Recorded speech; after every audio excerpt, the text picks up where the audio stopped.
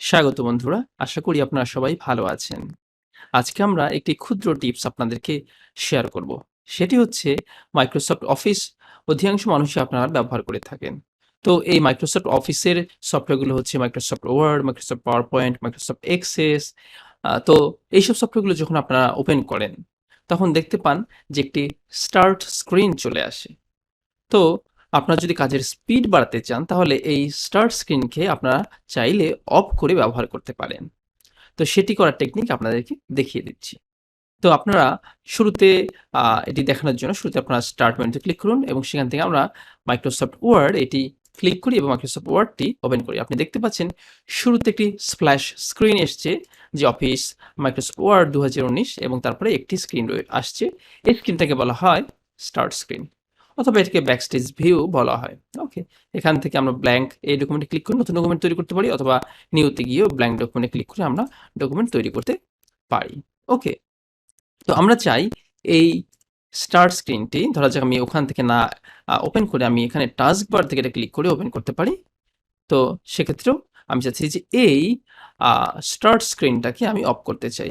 আজকাল Adobe সফটওয়্যারগুলোতেও start screen রাখা শুরু হয়েছে যেগুলো অনেকের ক্ষেত্রে বিরক্তিকর লাগে। যাই হোক অফিসে এইগুলো অফ করা যায়। তো সেটি করার জন্য আপনি চলে যাবেন এখান থেকে অপশনসে জেনারেল ট্যাবের মধ্যে আপনি একটু নিচে দিয়ে গেলেই পাবেন দেখুন স্টার্ট আপ অপশনস। ওকে? তো সেখানে একেবারে ৩ নম্বর যে অপশনটি রয়েছে দেখুন show the start screen when this application starts। এটাকে যদি আমি আনচেকড করে দেই অথবা টিক চিহ্নটা উঠিয়ে দিয়ে ওকে করে দেই, তাহলে কিন্তু পরবর্তী সময়ে আমি যখন এই Microsoft Wordটি অথবা PowerPoint প্রত্যেকটি সেটিং যদি আমি এখানে তুলে দিই, তবে প্রত্যেকের ক্ষেত্রেই এটি আর কিন্তু আর শো করবে না। তো আমরা আবার Microsoft Wordটি ওপেন করি। দেখুন আমার স্প্ল্যাশ স্ক্রিন এসেছে এবং সাথে, সাথে একটি নতুন ব্ল্যাংক ডকুমেন্ট আমার জন্য ওপেন হয়েছে। আপনারা যদি ওয়ার্ড বা অফিস ২০০৩ ব্যবহার করার অভিজ্ঞতা থাকে, সেক্ষেত্রে দেখবেন প্রোগ্রাম থেকে আমরা যখন ক্লিক করি তখন সরাসরি কিন্তু নতুন একটা ব্ল্যাংক স্ক্রিন আগে চলে আসতো। তো অফিস ২০১৩, ১৬, ১৯ সেক্ষেত্রে কিন্তু একটি জাস্ট আ স্টার্ট স্ক্রিন রাখা হয়েছে। তো আপনার অপশনগুলোকে খুঁজে নেওয়ার জন্য। যাই হোক, অধিকাংশ মানুষের ক্ষেত্রে সাধারণত অপশন থাকে না। সেক্ষেত্রে আমরা কিন্তু এইভাবে আমরা কিন্তু ওপেন করতে পারি। তাতে আমাদের কাজের সময়টা আ বেড়ে যাবে। তো একই জিনিস আমরা যদি পাওয়ার পয়েন্টের ক্ষেত্রে যাই, পাওয়ার পয়েন্ট দেখুন শুরুতে ওপেন হচ্ছে স্প্ল্যাশ স্ক্রিন এবং দেখুন এখানে আমাদের সরাসরি একটি ব্ল্যাংক ডকুমেন্ট চলে এসছে। দেখুন আমরা এখানে অপশনসে চলে যাই। দেখুন অপশনসে আ স্টার্টআপ স্ক্রিন দেখুন এখানেও আনচেকড ওকে। তো সরাসরি আমরা একটি আ ওপেন করতে পারলাম। তো এখন যদি আপনার কাছে প্রশ্ন হতে পারে, হ্যাঁ, তাহলে আমি আগের যে অপশনগুলো, যে থিমগুলো ছিল বা যে প্রিসেটগুলো ছিল সেগুলো আমি কি করে পাবো?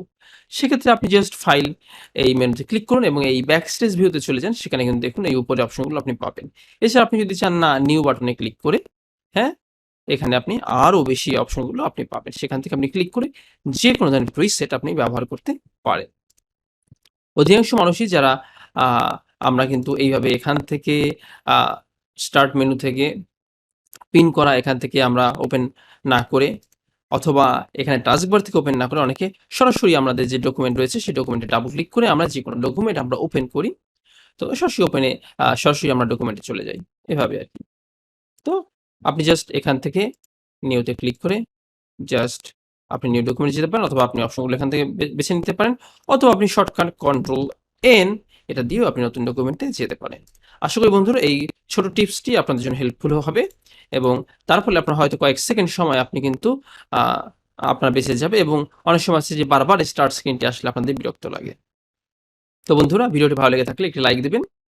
চ্যানেলটি দেখে উপকৃত বোধ করলে এবং যদি পূর্বে সাবস্ক্রাইব করে না থাকেন অবশ্যই সাবস্ক্রাইব করবেন এবং বেল বাটনে ক্লিক করে রাখবেন যাতে পরবর্তীতে আমি কোনো ভিডিও দিলে আপনারা সেটি দেখতে পারেন। তো বন্ধু সুস্থ থাকবেন, ভালো থাকবেন। ধন্যবাদ।